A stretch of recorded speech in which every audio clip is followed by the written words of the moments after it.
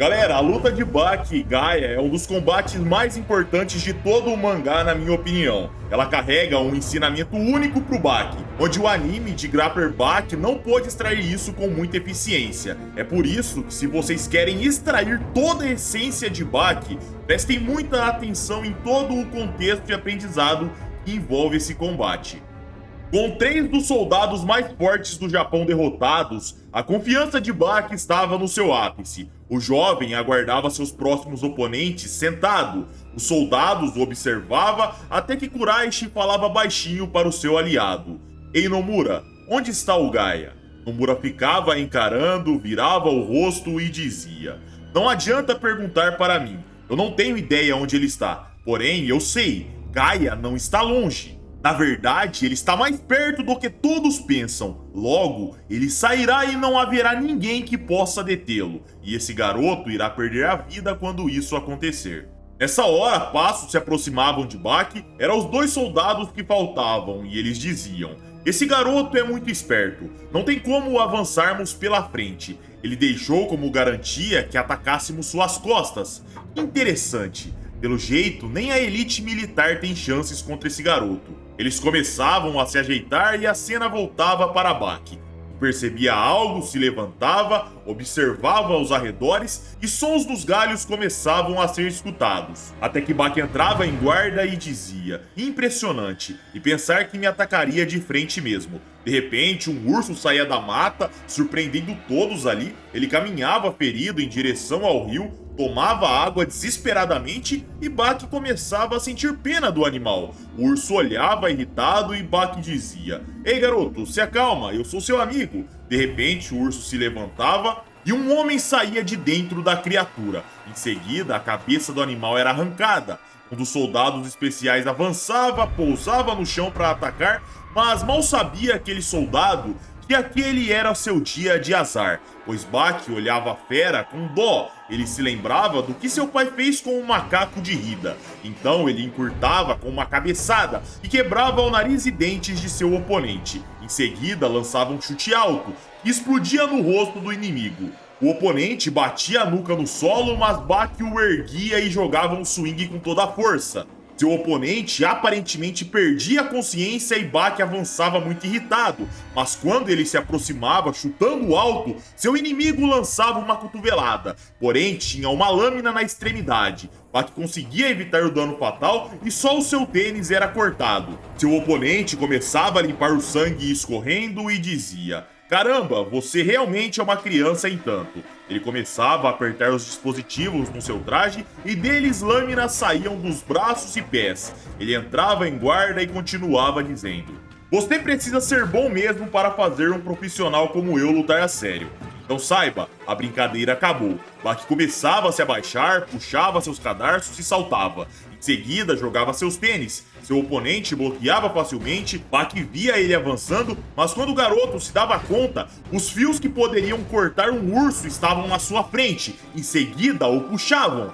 Baki batia na árvore e nos era mostrado o outro soldado puxando o fio. O garoto gritava e o militar dizia: "Pelo jeito você se esqueceu que isso aqui é o campo de batalha. Aqui vale absolutamente tudo." O outro se aproximava e dizia puxando uma lâmina: "É como te disse mais cedo, garoto. A brincadeira acabou." Ele colocava a lâmina no pescoço de Baki, porém o garoto subia seu joelho. Ele tirava a lâmina e nos era mostrado outra faca na sua perna presa. Baki a puxava, cortava o fio e um dos soldados derrotados notava que era sua própria lâmina. Mas quando Baki tinha pego? Nessa hora, o garoto saía dos fios lançando um chute alto, o inimigo bloqueava com sua lâmina, porém aquilo era um erro, pois a sua própria arma o perfurava. Os outros militares olhavam aquilo assustados, porém o mesmo puxava a lâmina e começava a dizer: "Por que está fazendo essa cara de pena para mim, garoto? Você não entendeu que isso aqui não é uma luta controlada, não é mesmo? Isso aqui é o que vocês chamam por aí de guerra. Esse é o termo correto da coisa. Mas tá tudo certo. Pelo jeito, está tudo bem eu revelar minha identidade. Mas antes, saiba que agora não faremos mais artes marciais. Você para mim é um país. Logo, eu também sou." Baki ficava confuso. país do que ele estava falando. O inimigo enfiava a mão na sua ferida e continuava dizendo: daqui em diante é guerra. Ele começava a puxar sua pele e nos era mostrado que ele usava um rosto falso, uma máscara humana. Bach e todos os soldados, exceto um, ficavam impressionados. O que acontecia ali? O militar sorria e dizia: como podem ver, nós dois aqui somos gêmeos idênticos. Quraysh via aquilo e dizia: ei, esperem aí, rapazes, vocês realmente vão usar isso contra uma criança? O soldado ignorava aquela pergunta e continuava: para não confundirmos nossos aliados, usamos uma máscara. Mas saiba que quando nós dois lutamos juntos, não existe ninguém acima de nós se tratando de combate corpo a corpo.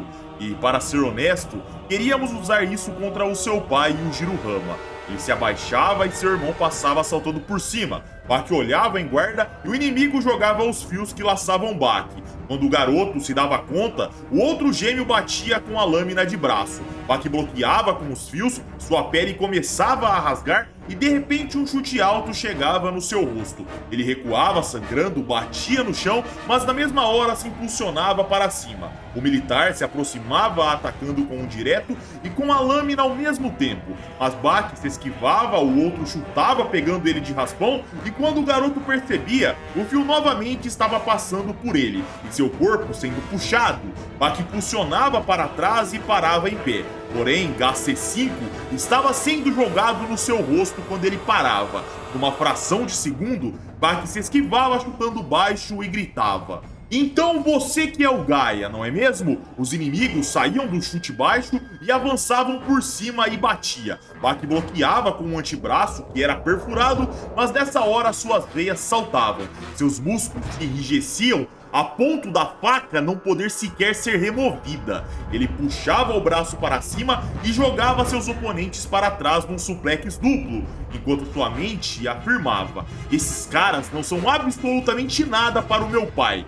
Ele os batia de cara no solo e os dois começavam a tremer com aquela pancada na cabeça. E Bach dizia irritado: vocês dois são idiotas. Precisam de mais 100 anos para poderem pensar em enfrentar Yujiruhama. Mas ao dizer o nome ogro, galera, Nomura começava a chorar e dizer: oi, olá, olá.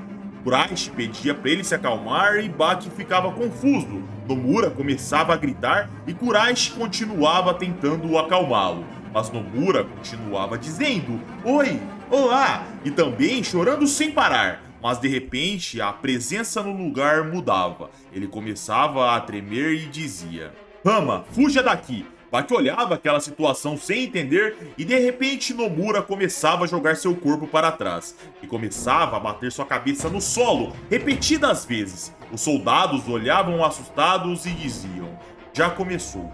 Nomura continuava se batendo até que o solo começava a ceder e de repente, com uma presença completamente diferente, Gaia se levantava. Bach suava frio e pensava: espera aí, esse cara não pode ser o Gaia. Soldados tremiam naquela presença e diziam: é o Gaia, ele tá solto. De repente, Gaia soltava um grito: bando de bastardos! Os soldados em pé entravam em guarda, os presos se firmavam no solo, os pássaros de Hokkaido voavam, pois eles percebiam, o perigo acabava de chegar. A cena voltava para a mansão onde Stridon estava e lá o seu anfitrião tirava a camisa e mostrava uma cicatriz sinistra. Em seguida começava a contar. No ano de 1980 havia uma guerra civil no Congo. Diziam que Gaia estava presente lá. Graças à minha presunção de estar vencendo luta após luta como um grande soldado, tudo começou a escalar para níveis cada vez mais perigosos. Com isso, eu acabei escolhendo fazer uma luta estúpida. Fui tolo o suficiente para desafiar Gaia para uma guerra na selva do Congo. Sinceramente, não há palavras para descrever o que eu e meus soldados vimos naquele dia. Mesmo 50 anos depois, eu me lembro como se fosse ontem. A cena voltava para Hokkaido, onde Gaia dizia: rapazes, estão me dizendo que nosso inimigo é esse garoto? Bach sorria e dizia: olha, isso tudo é simplesmente ridículo. Quando ouvi dizer que tinha alguém aqui que era equiparado a Yujiruhama, eu me perguntei que tipo de monstro seria. Então eu vim aqui para descobrir. E olha aí, vejo que o Gaia é apenas um rato. Gaia sorria e Bach continuava. Eu tentarei não te envergonhar demais. Afinal, estamos na frente de seus homens.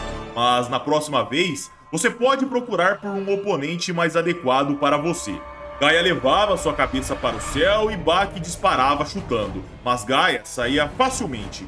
O garoto tomava um susto e lançava um direto, mas novamente, esquivado facilmente. Bach lançava uma sequência e Gaia novamente se esquivava com movimentos mínimos, até que Bach recuava e pensava: que merda foi essa? Por que eu não consegui acertá-lo? Gaia dizia calmamente: não tem como você me tocar. Nunca conseguirá. O motivo disso é que seus músculos estão se recusando a machucar os meus músculos. Bach questionava do que ele falava e um flashback começava a ser mostrado, um narrador contando. Na América, no ano de 1977, no dia 27 de outubro, na cidade de Ohio, um homem foi preso. Seu nome era Billy Milligan e ele tinha 22 anos de idade. Os boatos diziam que existia um criminoso que violentava as mulheres e sempre evitava a prisão como se tivesse superpoderes. Mas um dia ele finalmente foi pego durante uma investigação. Lá, de repente, Billy Milligan começou a chorar e disse: não, por favor, eu não sei de nada. Um policial perguntava se já tinha começado e o investigador explicava: esse é o bebê chorão Danny, e ele tem apenas 14 anos de idade. Como pode ver, ele é um fracote. De repente, do choro, as lágrimas começavam a secar completamente e uma aparência ameaçadora aparecia. O investigador dizia: esse é o Regan. Fique atento, pois ele sabe karatê. Regan lançava uma cotovelada na mesa de madeira que era quebrada, os policiais acalmavam seu ímpeto apontando armas e o narrador começava a dizer: distúrbio de personalidade múltipla, onde dentro de uma pessoa existem várias almas. Vários especialistas fizeram uma ampla gama de testes e experimentos. Assim ficou claro que suas mudanças de humor não eram fingimento. Todos os médicos presentes no dia ficaram sem palavras ao constatar isso. Billy Milligan foi alvo de uma investigação aprofundada, que deu origem a vários resultados. Tornou-se evidente desde então que dentro dele havia um total de 24 pessoas diferentes, cada um com sua própria idade, com seu próprio nome e personalidade. Regan, um homem de 23 anos que conhece karatê e é viciado em adrenalina. Arthur, um homem de 22 anos, ele é estudante e ateu. Alan, de 18 anos, um fumante de fala mansa. Tony, um mestre em fazer laços, e ele também é pintor. Danny, de 14 anos, um bebê chorão que gosta de pessoas com o cabelo loiro. Aradana, de 19 anos, uma lésbica que é tímida. Philip, de 20 anos, um homem violento que usa o sotaque do Brooklyn. Walter, de 22 anos, um bom atirador e caçador. April, de 19 anos, uma mulher de programa que tem o sotaque oriundo de Boston. Mike, de 16 anos, ele age como uma criança e não tem autonomia nas suas ações. Susan, de 13 anos, uma jovem muito histérica. Esses dados coletados se transformaram num relatório e toda a pesquisa foi submetida ao Tribunal de Justiça de Ohio. Graças a isso, Billy foi sentenciado como inocente. Este foi o começo de algo único e imparável nos Estados Unidos. Na verdade, foi em todo o mundo. Nos campos de psicologia, fisiologia e anatomia, os choques posteriores ao incidente de Milligan puderam ser sentidos de forma drástica. A cena voltava para a luta em Hokkaido, onde Bach tentava acertar Gaia, porém era inútil. O garoto ficava confuso, porque nada acertava. Gaia começava a caminhar em direção a Bach e o mesmo recuava dizendo: "Você parece estar bem abalado, garoto. Deve ser porque eu não sou mais o cara chamado Nomura na qual você lutou. E, sinceramente, você é patético, rapaz. Mas te ensinarei em primeira mão o que significa desafiar o deus da terra, Gaia." Bach dizia: "O que é isso? Ele é completamente diferente do rato que eu venci ontem à noite." Nessa hora, Gaia trancava sua respiração e em seguida dizia: "Pronto, agora a adrenalina está fluindo em mim. Vamos começar a operação." Ele conseguia liberar seus hormônios, assim como Bach sabia fazer. De repente, as veias de Gaia saltavam, sua aura saía e o garoto compreendia que ele tinha esse controle também. O soldado mais forte do Japão falava: "Garoto, Você deseja desafiar Deus e mostrar a ele que pode lutar contra o destino. Então, por favor, sinta-se à vontade para começar quando quiser. Prontamente, Baki saltava e Gaia dizia: realmente, é uma criança que nunca aprende. Ele levava seu braço para agarrar, mas Baki jogava um chute que era esquivado. Em seguida, ele ia para um armlock. Ele travava o braço de seu oponente, porém Gaia nem ligava. Ele sorria e dizia: deixe-me te mostrar o que Deus faz com pessoas sem escrúpulos. Volte ao solo de onde veio. Ele erguia o braço com Baki preso nele e o lançava numa pressão assustadora. Baki saía batendo na superfície da água e quando parava do outro lado do lago, o garoto pensava: o que é isso? Esse cara não é humano. Ao lado de seus soldados em posição, Gaia dizia: se você puder manipular livremente sua adrenalina, poderá fazer milagres acontecer. Sinceramente, você não tem ideia do que os humanos são capazes quando atingirem seu potencial máximo. Mas não se preocupe, pois eu te mostrarei. Gaia fazia outra liberação hormonal e disparava em direção ao lago dizendo: a história humana faz com que pensamos que as pessoas que venceram as Olimpíadas são as mais fortes. Baki olhava aquilo e pensava: ele tá planejando saltar pelo lago? Mas tem facilmente mais de 10 metros de comprimento. Gaia saltava e dizia: mas se me contasse essa história sobre as Olimpíadas, eu diria que isso não significa absolutamente nada. Um único salto, Gaia cobria toda a distância entre eles e pousava. Em seguida, continuava dizendo: como pode ver, se eu quisesse, poderia quebrar todos os recordes mundiais já estabelecidos sem sequer suar a minha camisa. Baki começava a se levantar e dizia: quebrar recordes mundiais não é algo surpreendente. Afinal, se ele for mesmo tão forte quanto meu pai, isso que ele mostrou não é nada. É por isso que eu não posso perder. Baki saltava para atacar, mas Gaia dava um tapinha no rosto do garoto. O corpo de Baki fraquejava, Gaia o puxava pela cabeça, o pegava pela virilha e girava. No ar ele dizia: vamos ver o que acontece se bater seus aproximadamente 80 quilos no chão em alta velocidade. Ele jogava, a silhueta do corpo de Baki era marcada na hora no solo e o mesmo sangrava. Em seguida, Gaia continuava: como pode ver, é semelhante a cair do 7º andar. Os militares especiais olhavam aquilo assustados, mas Gaia gritava na hora: em pé! Soldados voltavam para sua posição e Gaia continuava dizendo: sabe, garoto, a coisa mais sagrada não é o nosso solo. Ele erguia Baki, o segurava e continuava dizendo: será que você sabe a resposta? Tem ideia do que aconteceria se eu te jogasse na mesma velocidade na água? Ele saltava e dizia: a água vai se transformar em algo mais duro do que o concreto. Ele jogava e batia na água e subia. De fato, aquela teoria de Gaia estava correta. Em seguida, o oponente ia para cima, chutava Baki para baixo e saltava para o outro lado do lago. O garoto o afundava e Gaia dizia ao lado de seus homens: à vontade. Os militares desmanchavam a posição e a cena ia para Baki, afundando no lago. E quando a sua consciência começava a sumir, ele a recobrava. Em seguida, subia para a superfície sorrindo e com a sua aura saindo, ele caminhava. Gaia via aquilo e dizia: olha só, então começou a usar endorfina? Isso acontece quando seu corpo sofre dores que ultrapassam os limites. A endorfina criará a ilusão que toda a dor foi eliminada. É uma forma de superar em muitos dos seus limitadores físicos. De fato, esse é o filho do ogro. Baki caminhava até ele sorrindo, sua aura saía cada vez mais e ele saltava parando na frente de Gaia. Quando Kuraishi via aquilo, ele dizia: caramba, ele pulou uns 5 metros enquanto estava submerso perto do peito? Comparado às forças de Gaia, ele está em pés de igualdade. Não, esse feito coloca suas pernas num nível acima. Gaia avançava e golpeava. Quando o golpe iria pegar no queixo do garoto, Baki fazia um leve movimento negando o dano. Ele travava o pulso e girava o seu oponente. Gaia girava, parando em pé, porém Baki o virava para o outro lado. Mas antes de tocar o solo, Gaia fazia outro giro pegando Baki pela virilha e o jogando num suplex. Mas antes de cair, Baki também girava e parava de joelhos. Gaia encurtava chutando, mas Baki tirava o rosto e o soldado mais forte se desequilibrava com a força do seu próprio chute. Ele parava com as mãos no solo e nessa hora Baki provocava dizendo: oxi, o que houve? Você disse que era o deus da terra, não é mesmo?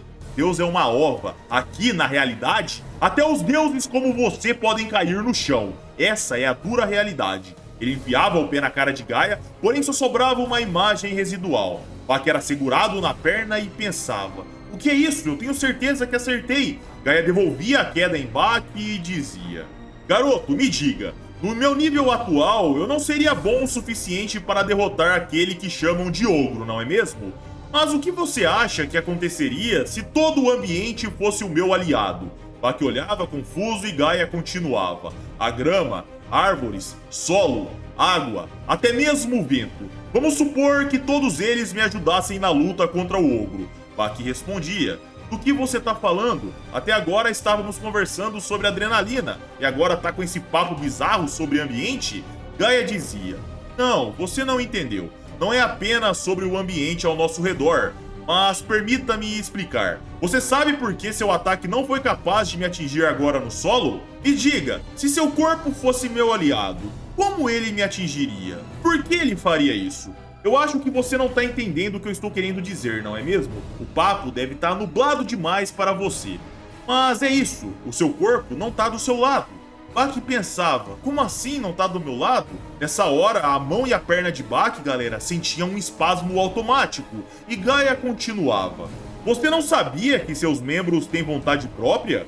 Saiba que, se quiser me vencer, precisará resolver esse problema. É tipo assim, veja, ele se aproximava dando um tapa no rosto de Baki, que caía sentado, mas prontamente se forçava a voltar e sumia na frente de Gaia. Ele ia para as árvores numa velocidade tremenda e se aproximava chutando, mas novamente, ele não acertava a Gaia. Baki insistia nos seus movimentos repetidas vezes até que Gaia gritava: saiba quando parar! Baki recuava e ele continuava: você tem ideia de quanta dor está fazendo seu corpo passar? Baki perguntava do que ele falava e Gaia explicava: como assim do que eu estou falando? Basta dar uma boa olhada para o seu corpo. Baki olhava para suas cicatrizes e Gaia continuava: há uma miríade de cicatrizes por todo o seu corpo. A maioria de seus músculos não estão desenvolvidos de forma natural. E sem te conhecer, eu te digo só de olhar para você. Você tem torturado o seu corpo pelos últimos 10 anos, cada centímetro de sua carne. Tudo isso acontece pelo seu princípio egoísta, de querer ficar cada vez mais forte. Você não se importa com o que está sendo ferido no processo. A taxa na qual seus músculos cresceram é simplesmente antinatural. Você não considerou como seu corpo se sente ao passar por tudo isso? Baki ficava chocado e Gaia continuava: não estou correto? Não está escutando seus músculos gritarem por socorro? Será que entende os resultados de seu egoísmo? Não está escutando eles, Baki? Bom, talvez eu deva limpar seus ouvidos para que possa ouvir a mensagem que seus músculos estão tentando te passar há 10 anos. Baki ouvia aquelas verdades enquanto as memórias passavam na sua mente, lembrando de tudo que ele passou para ficar mais forte, e Gaia continuava: seu corpo está preso numa alma que não o ama. Isso, por si só, é uma punição mais do que o suficiente. O suor nessa hora escorria no olho de Baki e Gaia falava: viu? Agora até o seu próprio suor se voltou contra você. Ele começava a tirar seu equipamento, tirava seu traje e dizia: olhe para o meu corpo, não tem uma única cicatriz. Se comparar nossa muscularidade, dará a impressão que eu não tenho músculo algum. Mas é assim que um corpo cheio de amor se parece. Encontrar uma alma como a minha deve ser um verdadeiro prazer para você, pois isso deve ajudá-lo a se arrepender dos caminhos que você segue. Gaia atacava Baki e cortes apareciam no corpo do garoto. O soldado mostrava uma folha e dizia: por que está surpreso? É uma folha de bambu normal. Mas quando eu deixo meu amor fluir por essa folha, ela se mostra disposta a se tornar uma faca para mim, ou simplesmente aceita fazer parte do meu corpo. E a mesma ideia vale para o seu. Então é por isso que seu corpo está disposto a se tornar meu parceiro depois disso tudo. Me diga, ainda quer lutar comigo? Ao menos entende quem é o seu próprio inimigo? Os olhos de Baki se enchiam de lágrimas, ele caía de joelhos e Gaia continuava: agora eu me certificarei de te ensinar o porquê que seus ataques nunca serão capazes de me tocar. Durante a Guerra Civil da Uganda, existia um homem peculiar. Ele era conhecido por sua sede de sangue. Era o presidente da nação. Seu nome era Amin. Na época, eu fui contratado como mercenário para ajudar na luta contra o seu governo. Eu tinha apenas 20 anos. Lá eu perdi minha virgindade. Também conheci o gosto de tirar a vida de alguém. Conheci a faca, a besta e as artes marciais desarmadas. E lembro da alegria que senti quando aprendi a usar o armamento mais tecnológico da época. A emoção de matar realmente me conquistou. Eu fiquei deslumbrado. Eu não sabia o que acontecia dentro daquele país, mas sinceramente eu nem me importava. Para mim, simplesmente saciar minha sede de matar era o suficiente para aceitar de bom grado qualquer situação, independente dos perigos que eu fosse enfrentar. Mas um dia, um fuzil parou na minha nuca. Eu fui pego pelas forças de Amin. Lá eu experimentei a tortura dada aos prisioneiros. Aqueles engravatados que me mandaram para a guerra, sinceramente não se importavam com ela. Aqueles que estavam nas convenções de Genebra, obviamente nem ligaram para um mero mercenário como eu. Nós fomos enfileirados, os rifles apontados em nossa direção. A decisão do comando era de me executar. Você imagina o medo de ter 100 bocas de armas de fogo apontadas para si? Então, foi isso que aconteceu comigo. Naquele momento, eu sabia, a minha morte era certa. A contagem de 3, 2, 1 começou e eu sabia que em um segundo eu iria morrer. Mas naquele mísero momento em que eu sabia que a morte estava caminhando até mim, todos os meus sentidos foram levados ao limite absoluto. Foi então que, no momento do disparo, por algum motivo, uma grande e incrível força surgiu por todo o meu corpo. Você pode chamar isso de sede de sangue, ou talvez de intenção assassina, o nome não faz diferença. Mas o que acontece é que seres humanos têm um senso de quando estão prestes a ser atingidos. E foi aí que esse sentido cravou no meu corpo. Tudo que eu aprimorei ao longo dos anos com minhas experiências como soldado atingiu um novo patamar. Quando as 100 balas estavam prestes a me atingir, aconteceu algo que me surpreendeu. Não houve tiro algum. Nem uma única bala, nem um único disparo. Graças ao meu valor como refém e às informações que eu tinha, eu acabei sendo reconhecido pelos capangas de Amin. Um grupo chegou e eu sobrevivi. Porém, no processo, aconteceu algo que mudou completamente a minha vida. Todo o meu cabelo caiu devido ao medo extremo que eu senti. O que aconteceu é algo chamado de ruminação mental. Algo que na ciência pode prolongar ou intensificar a ansiedade e a depressão. Isso aconteceu porque eu estava sendo preenchido por uma poderosa intenção de matar, com 100 armas apontadas para mim, cobertas por aquela sede de sangue de 100 homens. Minha ânsia e medo pelo perigo me transformou. Ela virou uma intuição que me permitiu vencer qualquer situação. Meus inimigos, suas estratégias, moral, espírito de luta, números, nada disso significava absolutamente nada para mim. Mas isso era mais destacado ainda nas minhas habilidades corpo a corpo. Eu agora era capaz de antecipar qualquer ataque e contra-atacar numa facilidade extrema. Eu mudei completamente. Nasci de novo. Então agora você entende o porquê que seus ataques nunca serão capazes de me atingir, garoto? Seu coração me conta. Cada ataque que você planeja usar, eu já sei. Bak enchia seus olhos de lágrimas mais uma vez e pensava: acabou. Do jeito que eu tô agora, não tem como ganhar desse cara. Gaia erguia a cabeça de Bak com o pé e dizia enfiando a cabeça dele na árvore: daqui em diante, meu trabalho será liberar o seu corpo. Mas ao bater a cabeça de Bak, galera, o garoto lançava um gancho no reflexo, que explodia no queixo de Gaia. O mesmo batia no chão, era erguido e caía de novo. Gaia se levantava confuso. O que aconteceu? Porém, aparentemente, nem Bak entendia. E Gaia divagava. Por que isso aconteceu? Eu sempre posso ler tudo. Eu sou capaz de ler todos os ataques que serão recebidos. Graças a isso, meus combates devem parecer algo que foi ensaiado de tão fácil. Então por quê? Bak olhava para o seu punho e se questionava: por que eu consegui acertar agora? Será que eu consigo fazer isso de novo? Talvez sim, afinal eu fui capaz de fazer antes. Mas nessa hora, nesse momento de fraqueza e distração, Gaia encurtava com uma voadora. Bak era jogado na árvore e Gaia se aproximava dizendo: você não terá mais essa sorte, pois seu corpo é meu aliado. Ele batia sem parar e Bak pensava: será que é verdade mesmo? O meu corpo escolheu ficar do lado dele? Que estranho, parece que o meu corpo nem é meu. Que droga, eu não tenho chances de vencer esse cara. Baki começava a se lembrar do momento em que enfrentou 100 homens, onde lutou com Yashazaru e Hanayama. Em seguida dizia: mas foi assim quando eu enfrentei eles naquelas vezes. Eu também achava que eu não poderia vencer. Mas esse cara é diferente. Olha isso, que chute incrível. Isso deve ser o suficiente, né? Não há mais nada que eu possa fazer. Mas da próxima vez eu vou me certificar que eu posso vencê-lo. Sim, irei vencer quando for capaz de controlar completamente o meu corpo. Mas ao terminar de dizer isso, galera, era a perna de Baki que explodia na cabeça de Gaia. O soldado sentia o dano, mas avançava com os dedos em direção aos olhos de Baki. O garoto bloqueava, em seguida batia com o cotovelo e divagava. Meu corpo tá reagindo por conta própria.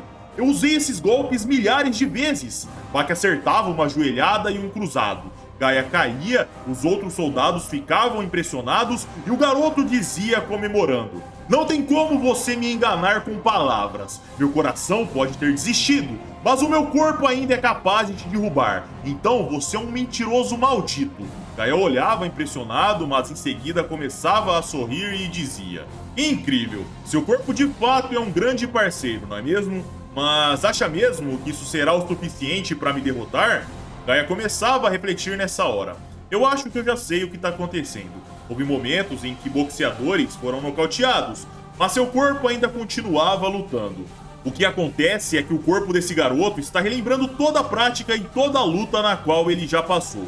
Mas graças a isso, tanto seu espírito de luta e vontade voltaram à tona. Ou seja, ele assumiu o controle.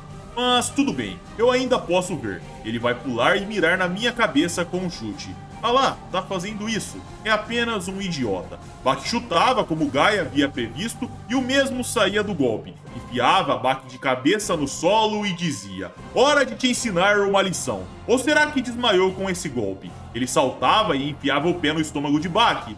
Kuraishi via aquilo e dizia: pronto, o Gaia ficou sério. Ele pretende levar isso até o final agora. Gaia desviava de um chute baixo que era lançado e enfiava o pé na cara de Baki. O garoto batia no chão, mas girava recuando. Ele avançava e dizia golpeando: se eu cheguei até aqui, significa que suas previsões não passam de besteiras. Gaia desviava e acertava o rosto de Baki. Porém o mesmo mitigava o dano. Ele pegava o braço de Gaia e o lançava dizendo: se eu cheguei até aqui, eu vou te levar por todo o caminho. Gaia caía em pé e lançava Baki para o céu com seu braço que estava sendo finalizado. O garoto girava, parava na árvore, mas nessa hora ele tomava um susto, pois Gaia estava grudado nele no ar. Em seguida, o mesmo o agarrava e saltava com Baki, e o garoto divagava. Eu não posso permitir que ele jogue meu corpo assim. Baki colocava a mão na cabeça para apagar o dano e quando ele batia no solo, de fato o dano era mitigado, ele conseguia sair girando. Gaia e os militares olhavam aquilo em choque, e eles pensavam: isso é uma aterrissagem de 5 pontos. Ele quebrou o choque da queda fazendo isso. É a mesma técnica que ele usou quando pousou na montanha. Uma queda de paraquedas é feita de forma segura, com uma técnica na qual permite que o paraquedista pouse em segurança e sem ferimentos. Ao aterrissar sob um paraquedas, os pés de um saltador atingem o solo primeiro e ele imediatamente se atira lateralmente para distribuir o choque da aterrissagem. Ele faz isso ao longo de 5 pontos da movimentação. Baki voltava atacando sem dar tempo para ele ficar pensando, mas Gaia saía dos ataques e Kuraishi divagava. Olha rapazes, é a primeira vez que eu vejo Gaia se mover assim. Do que esse garoto é feito para conseguir forçá-lo a esse ponto? Baki lançava um chute baixo que era bloqueado com a canela de Gaia, mas o mesmo sentia dor na perna, e Baki aproveitava para avançar e chutar o rosto. Gaia bloqueava novamente, mas o impacto jogava ele para trás, ele batia de cabeça no solo e Baki sorria. Em seguida, parava na frente dele e dizia: isso é graças aos meus músculos desenvolvidos de forma não natural, tá bom? Graças a todo esforço que coloquei nos últimos 10 anos, ele age assim. Ele levava suas mãos até o rosto de Gaia, segurava e batia a sua cabeça dizendo: eu vou te mostrar o quão saudável e forte esse meu corpo é. Gaia recuava sangrando, mas de repente ele se recobrava e soltava um grito. Baki dava alguns passos para trás e dizia: como diabos esse cara gritou tão alto? Gaia começava a se levantar e falava: é o que deve se esperar do ogro. Ele criou de fato um garoto incrível. Mas, sendo sincero, eu não queria usar isso que irei usar agora. Eu gostaria que você tivesse saído daqui mais inteiro possível. Gaia começava a puxar um pouco de ar e de pouco a pouco isso ia aumentando. Seus soldados presos começavam a se bater desesperados para tentar tampar os ouvidos e o peito de Gaia se enchia de ar. Seu diafragma travava, suas veias saltavam e de repente Gaia gritava. Um choque assustador ecoava por Hokkaido. As folhas à volta caíam, a água era jogada para trás. Os peixes, pássaros e insetos próximos morriam. Seus homens presos colapsavam ao escutarem aquilo. Jabak, que também foi pego de surpresa, lutava para manter sua consciência intacta. Ele olhava para Gaia, mas não conseguia enxergar a forma de seu oponente direito. Gaia dizia: "Sua visão está um pouco deturpada, não é mesmo? Aposto que você nem consegue entender o que eu tô dizendo agora. Mas eu vou te explicar mesmo assim. Na Índia antiga, havia uma técnica especial de respiração vinda do yoga. Ela permitia que uma pessoa comum inalasse várias vezes mais do que a quantidade de ar que uma pessoa normal seria capaz. A técnica envolvia o praticante enterrando a cabeça no solo por pelo menos um dia inteiro. Ele inalava o ar dessa forma. Mas se você descarregar todo esse ar num único instante, ele passará por suas cordas vocais, se tornando uma arma mortal. Gaia passava por Bak, o agarrava no pescoço e um mata-leão estava sendo encaixado. E Gaia continuava dizendo: "Agora que seu corpo está assim, isso me deixa aberto para te matar de diversas formas." Mas nessa hora, galera, Bak fechava a mão e começava a se socar, de soco a soco, de um a um, sem parar. Seu objetivo era recobrar sua consciência. Gaia via aquilo e dizia: "Você merece créditos por usar sua imaginação. Mas no final, garoto, isso não vai te ajudar." Bak continuava se atacando até que ele baixava sua cabeça e a subia com tudo no nariz de Gaia. O estrangulamento era levemente solto e Bak puxava seu corpo girando Gaia no ar e o enfiando de cara no solo. Ele ia para as costas de Gaia e chutava sua nuca. O militar mais forte era jogado arrastando seu rosto no solo e Bak pensava: "Certo, agora eu descobri uma resposta para esse tipo de situação." Bak olhava para Gaia desmaiado, com parte do seu braço na água, e finalmente caía de joelhos. Ele podia respirar e pensar: finalmente acabou. O sol começava a brilhar, mas quando Bak abria seus olhos, ele via Gaia parado na sua frente dizendo: "Você realmente me ensinou algo aqui. Enquanto o inimigo estiver respirando, ainda há chances de perder." Nos era mostrado ele com um pouco de água na mão e um dos militares dizia: "Droga, é a bala de água." Gaia jogava água nos olhos de Bak e o garoto os fechava com muita dor. Gaia aproveitava para avançar, ia para uma árvore, saltava para outra, pegava um cipó e pousava. Em seguida, laçava o braço de Bak, o puxava, laçava o seu pescoço e saltava para uma árvore, assim enforcando seu oponente. Gaia saltava e Bak subia para o topo do galho, ficando preso. Gaia amarrava o cipó e começava a assistir Bak enforcando. E ele dizia: "Incrível, mesmo nessa situação você está tentando me acertar com toda a sua força que lhe resta. Mas é triste, porque agora irei destruir o seu corpo." Ele saltava atrás de Bak e lançava outro mata-leão. O garoto começava a se lembrar de Hanayama, Yuri e Ashazaro e de seu pai Yujiro Hama. Um filme estava passando na sua cabeça, e de pouco a pouco a sua consciência ia sumindo. No processo nos era mostrado os dois militares que não puderam tampar seus ouvidos. Eles ainda estavam desmaiados, mas Bak, que também tinha recebido aquele dano, tentava lutar contra a evidente morte, até que seu corpo parava de bater. Em seguida, a sua alma começava a sair em direção ao outro mundo. A alma de Bak olhava para o corpo desfalecido e pensava: "O que está acontecendo? É eu ali?" Ele via Gaia dizendo. O pulso dele parou e Bak falava: "Como é? Eu tô morto? Não, isso não pode ser verdade." Novamente ele começava a se lembrar do seu passado. Ele fixava sua memória no seu pai e ele dizia: "Eu não posso permitir que as coisas terminem assim." Bak forçava a sua forma astral e a sua alma era devolvida para o corpo. Gaia tomava um susto e o garoto subia ao pé para o galho da árvore que o prendia. Eles caíam e quando Gaia olhava, Baki o encarava dizendo: amor, alma, não importa, chama do que você quiser, mas algumas pessoas não podem aceitar a derrota mesmo na morte. Gaia avançava desesperado e perguntava: por que você não morre? Por que você não morreu ali atrás? Ele golpeava e Baki enrijecia seu corpo para tomar o dano. O pulso de Gaia era quebrado e Baki dizia: esse é o meu corpo, ele não é mimado como o seu. Mas eu vou te mostrar o que eu estou querendo dizer. Sabe, você não tem nenhuma cicatriz. Então deixe-me mostrar como um ataque cheio de amor pode afetá-lo. Ele colocava os dedos no pescoço de Gaia e um militar dizia: ele acabou de colocar os dedos nas artérias carótidas. Gaia começava a tremer, sabendo que a morte iria chegar e sua consciência ruía. Ele se urinava e caía desmaiado. Assim, um tempo passou. Quando a luz finalmente começou a voltar nos olhos de Gaia, de pouco a pouco ele começou a ver tudo com mais clareza, até que ele se deu conta. Ele estava sendo acodido por seus companheiros. Ele notava que Baki, seu antigo oponente, estava à sua frente observando, e ele perguntava: eu fui derrotado? O garoto abaixava sua cabeça, não dizia absolutamente nada, e Gaia se levantava falando: bom, isso tudo me deixou com muita fome. Que tal comermos alguma coisa, garoto? Baki dizia reverenciando: está certo, eu adoraria algo para comer. E o narrador falava: não há necessidade de dizer nada ao perdedor.